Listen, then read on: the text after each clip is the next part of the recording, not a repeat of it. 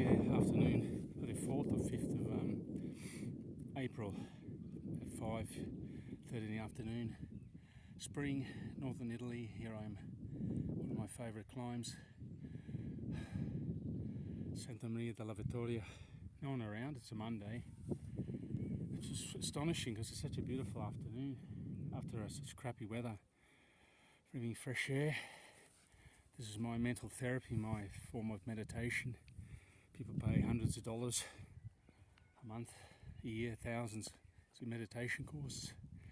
I just get on my bike, hill climb on my bike, go as hard as I can, and all the shit just goes out of your head. Most of it anyway. You got to do this. Keeps the stuff on the internet to do all this crap that's going on in the world. And hope you're not watching mainstream TV because you're polluting your mind. You got to do your due diligence, your own research to find out who's bullshitting. There's a lot of bullshit going on at the moment about this war. They're throwing fuel on the fire. I know it's just a handful of people with enormous power. It's trying to screw us again. You only got to be a student of history to realise it's history repeating itself. Just go back to the French Revolution, 1790s. Similar circumstances. People living in abject poverty, suicide, drug addiction, mental illness. Different circumstances, different mental conditions. You probably had alcoholism in France and Italy. It's all of Europe's involved. In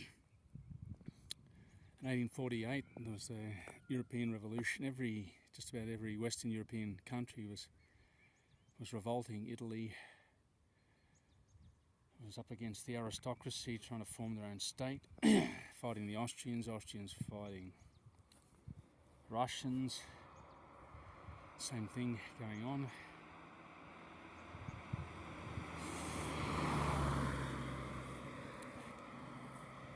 Change the topic, I'm jumping all over the place, but it's a European Union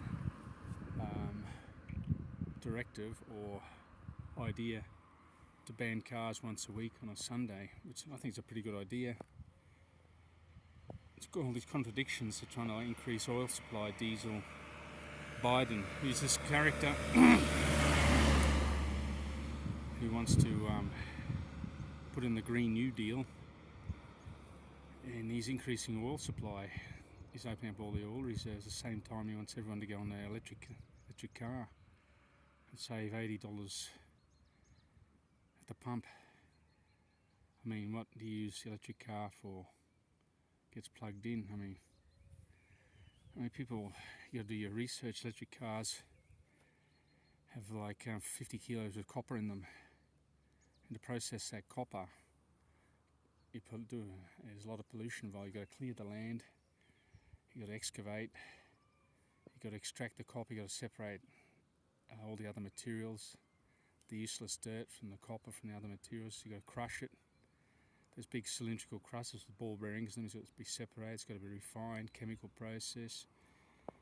I mean, when you're taking the pollution off the road and you're taking it off to another area, I don't know what the solution could be, but you could have it that you got to create, make allowances for people to work. There's people driving around their cars for fun. I don't know. Bike. The first 3 years I lived in Italy, rain, hail, shine, freezing cold weather. I travelled on my bike. I mean, if there wasn't any cars, it would have been quite a pleasant journey. There's heaps of alternatives. Walk. I mean, when my grandmother was alive, no one had a car. Everyone caught public transport, trams, or they walked. Or if someone had a car, they carpooled. I remember it. I had a car of like 6, and one guy had a car, and they carpooled.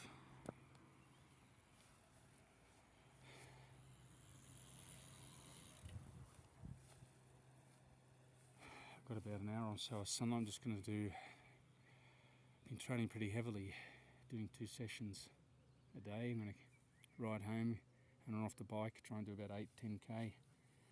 But not pushing it, because I did 2 threshold sessions yesterday. You can't do them every day, especially at 56 years old. You need more recovery time. I love doing them because it's hard, but you feel alive. If you do a hill climb like I just did here, it was about 2, 3 or 4 kilometre hill climb just in threshold, which means you're at your limit of your heart rate. Mine's about, should be 160, I can go 170, 80. It's technically speaking, it's 220 minus your age, 60, so that's 80.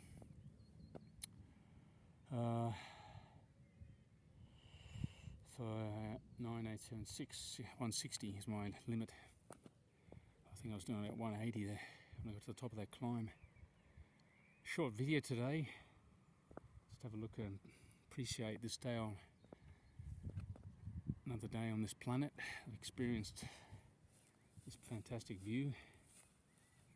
Could have just sat at home and read all this Twitter nonsense, which is, you know, interesting to listen and read to other people's opinions. I think onto another topic on this blockchain technology. I'm doing some work into that. That's where I want to head into. Twitch, you can express your opinion, you get paid for it. Whereas Twitter, I mean, it's become centralised. It's very highly censored. You got to be careful what you say. The cyclist out and about. The censorship, I mean, it's just out of control. I mean, this war in Eastern Europe, I mean, no one knew that, nothing was said about the Ukrainians were in offensive position. They were going to go into Donbass, which is the disputed territory, which is ethnically, has an ethnic majority of Russians who wanted their independence. They were in an offensive position and they were going to go in there and take the land. Plus they were like murdering ethnic Russians, but no one ever cared about that. It was been going on for since 2014, 15, 16, 17, 18, almost a decade. And suddenly everyone's got interested in Eastern Europe. And any other time no one would give a rat's. We jump on one trendy thing to another without doing our due diligence. I'm just a swim coach, pool manager, but I'm pretty well informed on issues, and I can talk about, have a general knowledge of most topics. I even pride myself as like I could discuss as many topics as Elon Musk. I mean, what's a person who's wealthy? Is it someone intelligent? Is it someone who's greedy? I mean, a lot of wealthy people I've come across. I have one client. He's got 60 employees.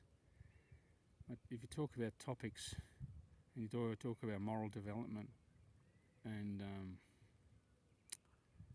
just issues on ecology and the environment, is very limited knowledge. Plus, when I'm teaching him, he doesn't simple tasks, simple instructions, he doesn't follow through. And I often wonder myself, how can these people be financially well off, comfortable? It's not because of their intelligence, because they're greedy. They just want more and more and more and more. A lot of these people, there's another one like Iwasaki, he's dyslexic. And he's very, and also Jeff Berwick, he has dyslexia, but they're multi-millionaires. And they talk about topics, especially Jeff Berwick. I like him, but at the same time he's pretty ignorant. He brings up historical issues and facts that are inaccurate. He's kind of, I read this and there was once this story about basic things, that historical events that have impacted upon future generations and us as we speak today, like the French Revolution, Napoleonic Wars, the European Revolution 1848, the First World War. All these economic and social circumstances that led to formation of the world as it is today. It isn't like, okay, Italy, for example, where I'm standing now, was Austria for quite a long time, for 100 years. And before that, it was a republic for 1,000 years. Anyway, I won't go into too much detail. I'll talk about that on another day. I've got to go because it's getting dark. Just thought I'd do a brief video. Hang in there. Don't let this nonsense get to you too much. Go out and do some physical, rigorous exercise that clears your mind. If you're depressive, if you're feeling down, go out and walk hard or run hard or swim hard or cycle hard. If you can't can't meditate or you have difficulty meditating, physical exercise, rigorous physical exercise, after doing it you feel really good, whether it be a hard walk, a swim, a run, a bike, or just doing like sit-ups or push-ups. Simple things, don't cost anything. Bye for now.